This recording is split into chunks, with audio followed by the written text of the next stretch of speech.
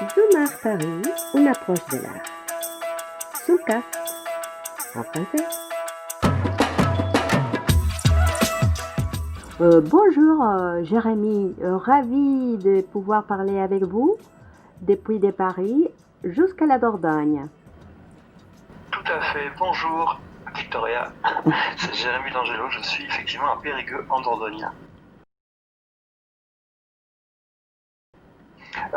Oui, j'avais des expositions prévues dans cette période qui ont été annulées, mais j'ai réfléchi effectivement à proposer des expositions au mois de juin, là, à Nontron, une ville qui est pas très loin, et seront dans une galerie à Bordeaux aussi.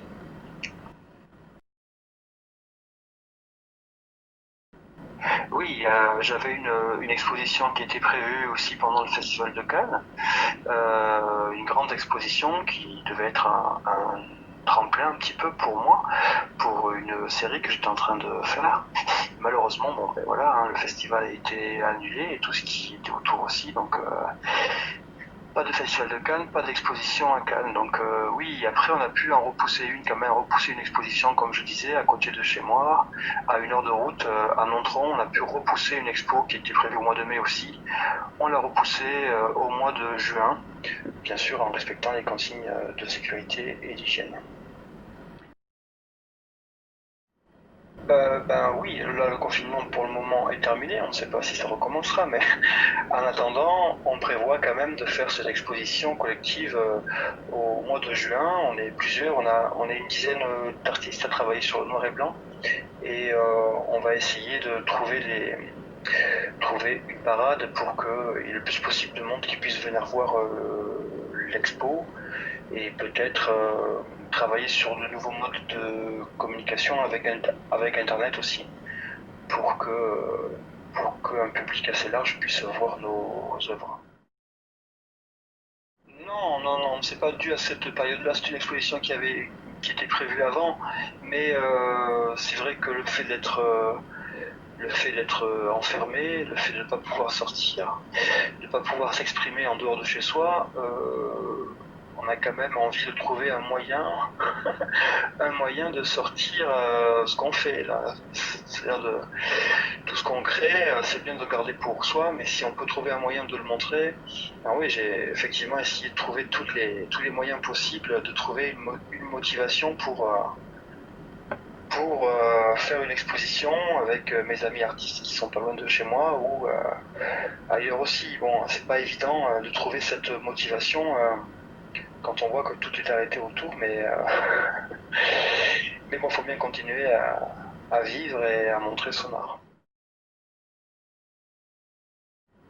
Non, non, je n'ai aucune information et on ne peut pas en avoir encore puisqu'on n'a pas encore les infos du gouvernement concernant les galeries d'art privées, tout ça. Enfin, il y a certainement d'expositions, les vernissages, tout ça, on peut plus le faire.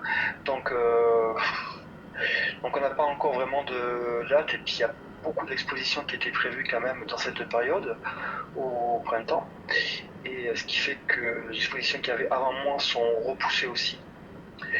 Donc on n'a pas vraiment d'informations sur les dates de reprise de ces expos et je pense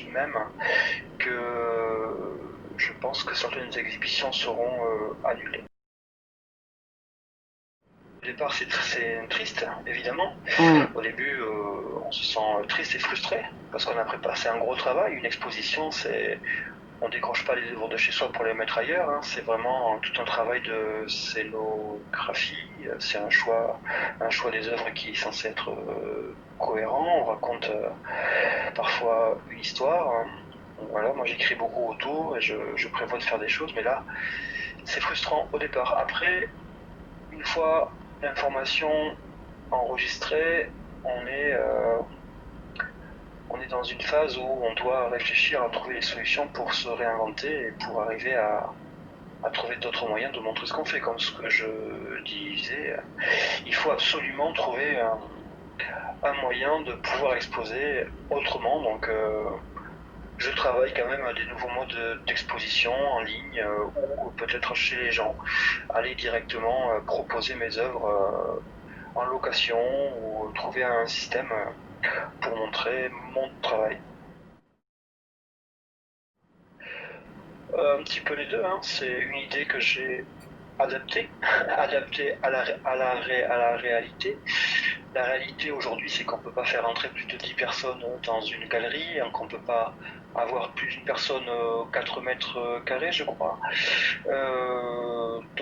Il a fallu que je trouve une idée. J'avais déjà eu l'idée de faire des expositions directement chez les gens, en proposant une dizaine d'œuvres chez 10 personnes différentes. Ah oui, Et pendant une période de 3 semaines ou 4 semaines, admettons, et en proposant aux gens qui reçoivent l'œuvre un contrat, bien sûr, une assurance, tout ça, mais aussi qui montrent les œuvres en situation chez eux, à travers les réseaux sociaux ou en envoyant des photos à leurs amis.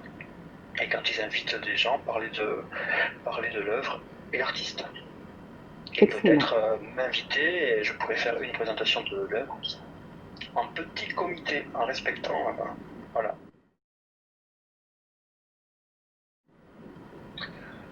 Alors, j'ai bien écouté, oui, tous les discours en rapport avec la culture, que ce soit du ministre de la Culture ou du Premier ministre. Mais non, ça n'a pas vraiment. Il n'y a pas eu un écho en moi. En tant qu'artiste-auteur, je ne me suis pas senti touché par ces mesures qui parlaient surtout de l'intermittence, voilà, des comédiens, des régisseurs, enfin de tout ce qu'il y a autour du monde du théâtre et du spectacle. Mais j'ai pas l'impression d'avoir entendu beaucoup de choses sur les arts visuels.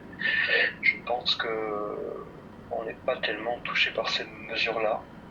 Je pense qu'on va rester dans notre petit monde et essayer de faire au mieux pour continuer avec les moyens du bord, comme d'habitude.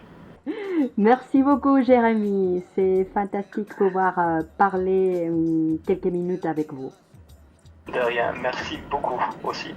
Merci. Au contraire, Soumar Paris, il était ravi de pouvoir parler avec des gens promesses de l'art français. Merci.